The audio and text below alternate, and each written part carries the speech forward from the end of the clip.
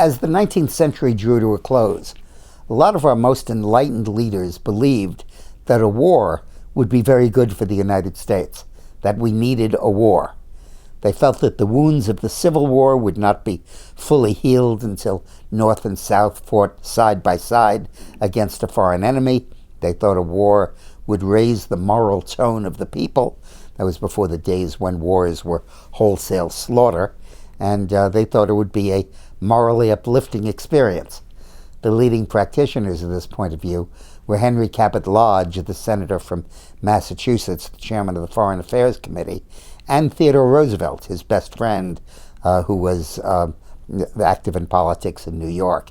At the time, I think he was the police commissioner, and many others who had that point of view. President McKinley, William McKinley, was opposed to going to war unless it was absolutely necessary.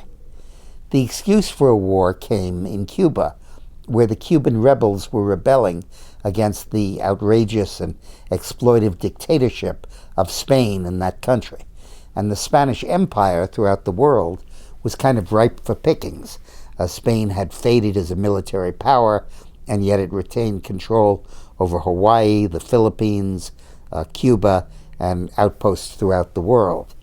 And as America became stronger, recovered from the Civil War, became the world's leading industrial power, all at the end of the 19th century, a lot of imperialists felt that America needed foreign conquests, it needed an empire to assume its rank among nations like Britain and France did.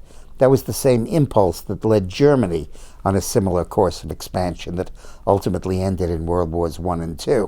But this one was more benign because it only ended in the Spanish-American War in 1898, a harmless little affair where fewer than 1,000 people died in combat. More than that died of yellow fever. But it was a very short war, and it gave the United States control of much of the old Spanish Empire, particularly the Philippines. The war was started allegedly when Spain was supposed to have blown up the battleship Maine, the American battleship that was stationed in Havana Harbor. Well, there was an explosion. Many Americans were killed and the boat was destroyed. But there was never any proof that Spain did it or any real evidence that Spain did it. But the American newspapers wanted a war. They wanted the circulation that would bring them. They wanted the sensationalism.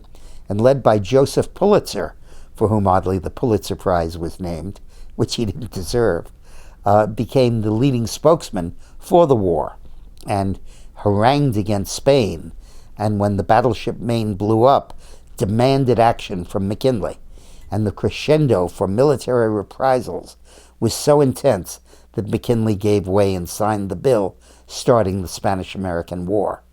The war was a dandy little affair that really helped America build up its prestige, and in particular gave Theodore Roosevelt a national platform because he left his job in New York and as police commissioner and went to Cuba and charged up San Juan Hill, taking it from the Spanish forces.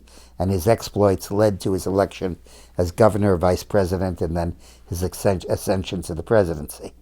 But this was one of the clearest instances of American history of making a war out of nothing at all because of a biased news media that wanted it to boost their own circulation. Thanks for watching.